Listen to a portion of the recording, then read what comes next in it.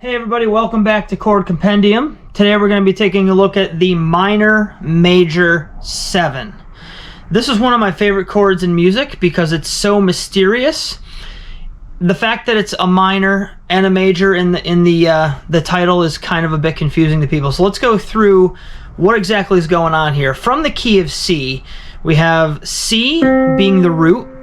The minor represents the minor third. The minor third in C is E flat, and then we have G as the 5th, and then the major 7 aspect of the title is the B. So you end up with that. So it's kind of like a contradiction unto itself. It's got a minor third, but a major 7. Usually, if you have a minor third, you'll have a minor 7, or if you have a major 7, you'll have a major third. So here's the major 7. And here's the minor 7. Very distinct flavors. But if you combine those two with that minor third and major 7, you get that. Alright? It's absolutely amazing. It's a great chord to end a piece of music on. And I have some examples of that coming ahead in a minute or so. I just want to go through where does this chord specifically come from? If you take the harmonic minor scale, let's just take a harmonic minor scale. You have the notes A, B, C, D, E, F, G sharp, and A. Okay? And if you play the first 4 notes off that scale, you end up with A, C, E, and G sharp. And there you have your A minor major 7. It's got the A to the C, which is a minor third. It's got your 5th in E, and then that raised G sharp, giving you that major 7th interval. So let's get into some examples of this chord in use. I have 3 examples for you. The first example comes from the Beatles tune Something, and I'm just going to play you the introduction.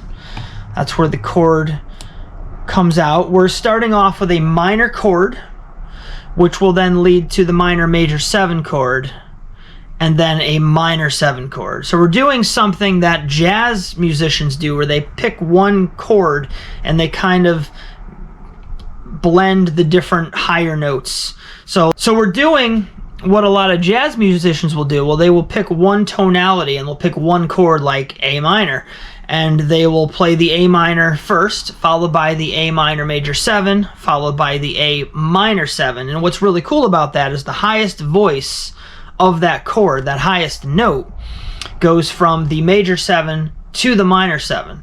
So in a chord-to-chord sequence, you get a high note dropping down to a lower note, literally just the neighbor of itself in the progression. It makes for a very interesting melody movement. Okay, so again, we're going to check out the first part of the Beatles song called Something. Here we go.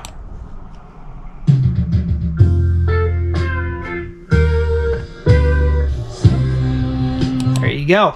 So that second chord within that little passage was the minor major 7. Let's move on to another example of this. We're going to take a look at the James Bond theme. Now this chord is mysterious sounding, and James Bond is obviously a murder mystery type of situation. So this is the perfect chord for the theme of such a program. And so again, the chord, it resolves, but not super strong. There is an element of like floating to it, but I do find it personally highly satisfying to hear a song come to a close on the minor major 7. So here is the very last few seconds of the James Bond theme.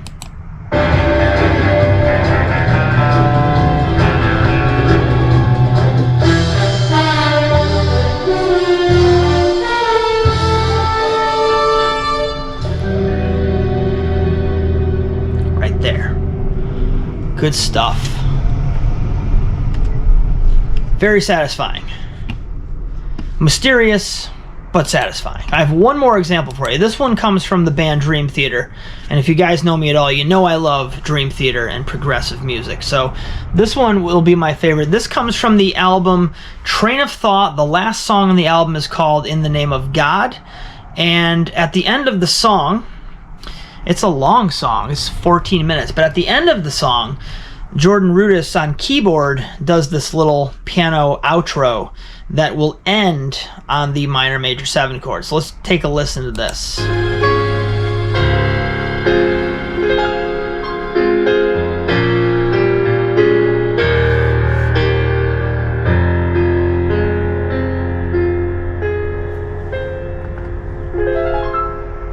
Right there. Absolutely gorgeous.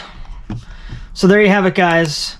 Chord compendium focusing on the minor major 7, what it is, what scale it comes from, and 3 examples for your ears.